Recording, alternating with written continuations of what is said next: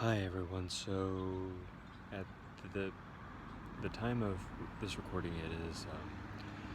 it is Thursday, the 30th of June, the year 2022, and I thought this might be just a good opportunity just to put in another installment.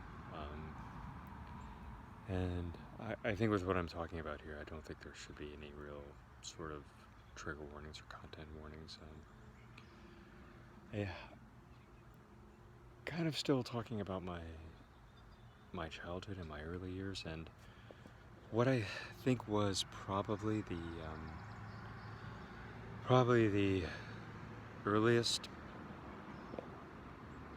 experience I had as being myself. I don't know if I could pinpoint at anything really specific. One specific thing I do remember when I was 4 years old was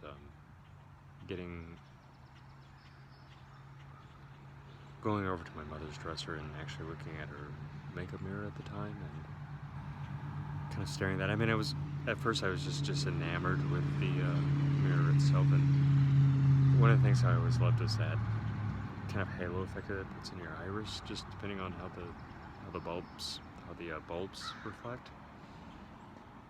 But I remember looking at my eyes and thinking, okay, get some eyeshadow on there,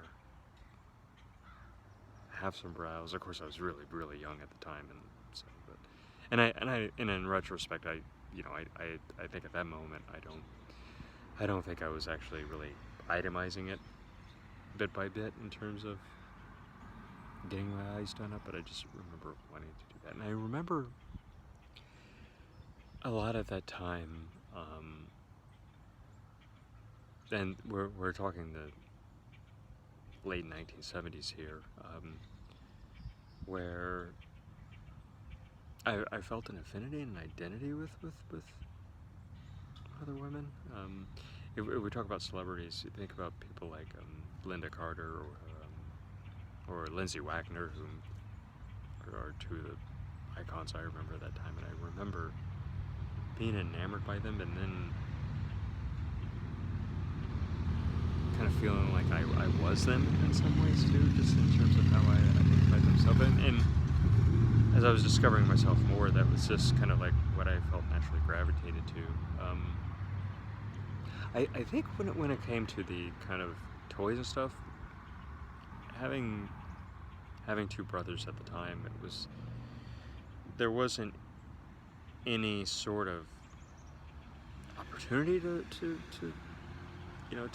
kind of have a good varied array. My parents just bought us all just bought us mostly what society would deem as male attributed toys. But I also think at the same time too, with people who are trans, you can't really, I don't know if it's always good to frame it that way. Sometimes it might be appropriate. You might say like, well, being a young trans girl who was still, for lack of better ways, and presenting to the rest of the world as male, the idea, if you say to somebody like, well, we didn't notice you were trying to act, for lack of a better word, female, or play with what society deemed as female things. But guess what? A lot of cisgender women didn't either. So I don't know if that's really the best way to frame being trans and being very young. There's a really good post on Facebook, and I wish to the life of me I remember who did it. Maybe another post I will after looking this one up. But it was with gender identity. It's just something It's in the way this Facebook post. Some of you may recognize this when I start describing it. That it's kind of the same thing as being right-handed or left-handed, and you're just going to naturally gravitate to what feels natural. And if you, for me being in my case being left-handed, when I was young, I remember in the early school years where they would try to make me write with my right hand, even though I was left-handed, and my parents had to intervene and explain to the teachers I was left-handed. But it, and it just feels so often just so that misaligned, which is what kind of what gender dysphoria feels like as well. And you just know, right?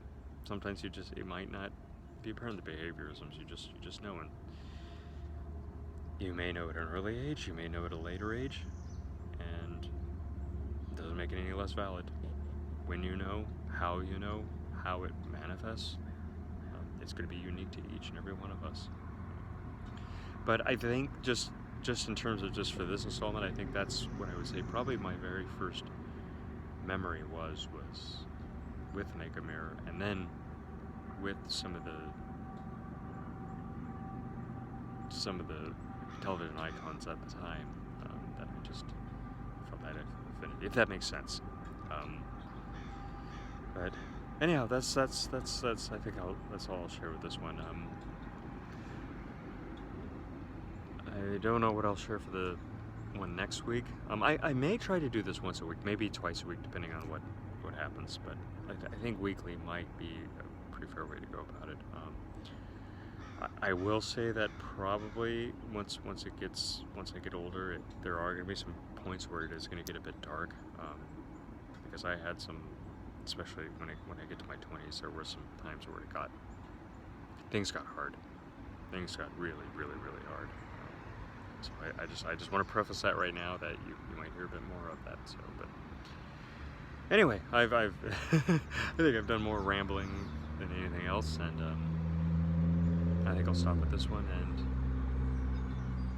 I hope everybody has a